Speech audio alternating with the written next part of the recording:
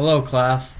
Today I'm going to be discussing lifelong learning, and this kind of goes along with the growth mindset. And you're going to learn about the great growth mindset later on in this course, but I like to make an emphasis on the growth because as a lifelong learner, these are some of the benefits. It nurtures curious minds, it opens minds and increases wisdom, improves memory, increases self-confidence, it builds new skills, improves those we already have.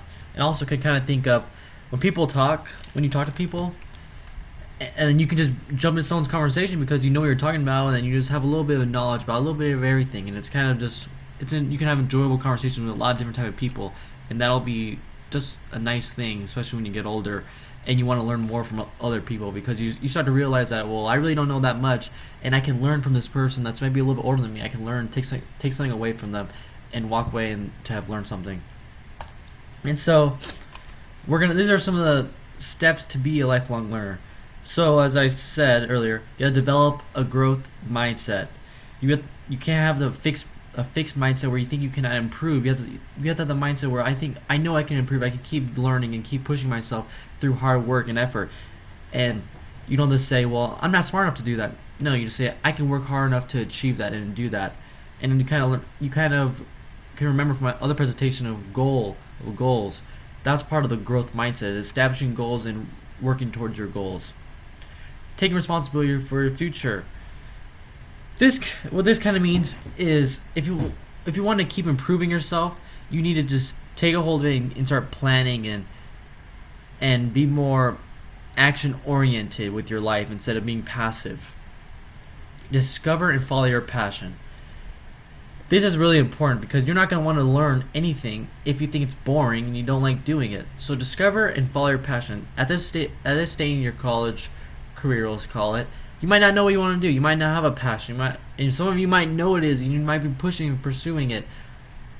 I was part of the former group. I didn't know what to do. I didn't really have a passion. You have to keep nurturing your interests to find what that passion is, and it's all part of the learning process. So don't feel like you're left behind.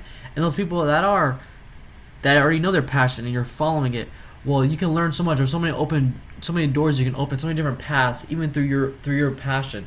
So keep that in mind and push through and keep learning because you're gonna want to do it. You're gonna love doing it because it's your passion.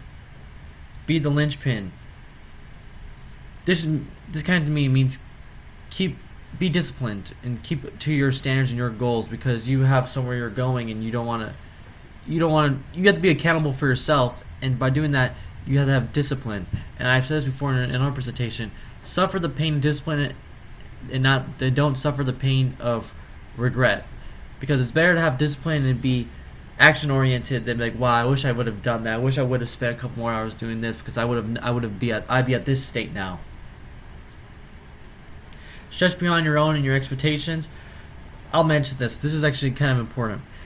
Currently, I'm a self-taught, I guess you could say self-taught program. I'm teaching myself how to program, and on one of the tutorials, or one of the things I read, it said how to do this, how to learn how to become this, how to learn how to program, and it said start developing your own, start doing projects when you know you're not ready, because that will push you beyond your expectations. You think, well, I don't think I'm ready. Well, they say, well, just go for it, just do it, because you need to break through your own ceiling. You need to keep pushing yourself.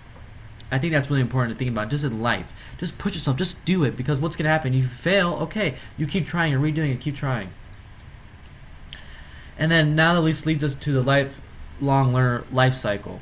So this begins as you start learning, you're really passionate, you keep going, and you have a lot of motivation.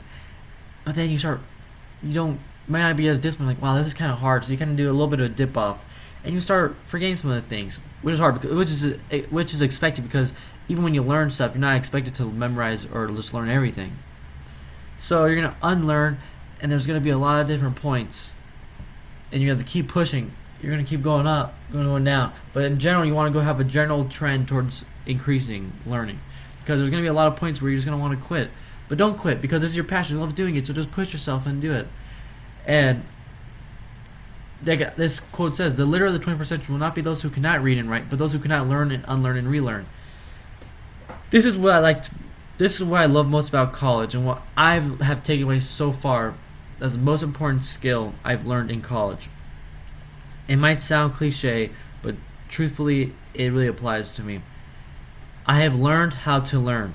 I've learned how to self-teach myself to learn something, and that's a very important skill as you go throughout life. Because once you're done with college, you're not gonna have teachers and professors telling you what to do and guiding you. You're gonna have to guide yourself, create your own curriculum, create your own path, create your own goals, and achieve it by yourself. So be a lifelong learner and have discipline and have a passion, and you will succeed. And you'll keep learning, and you'll probably have a better life than someone who has a very monotonous and doesn't keep learning. Because also, as you get older and you do monotonous things but you're not doing anything that's challenging your brain, your mental acuity, just your cognitive abilities decline rapidly compared to someone who's challenging themselves to learn and challenging their brain. So keep that in mind. So when you get older and you start, maybe you're going to develop Alzheimer's or something, I'm 60, I'm still trying to challenge myself. I'm not gonna. It's like my decline won't be as fast as others.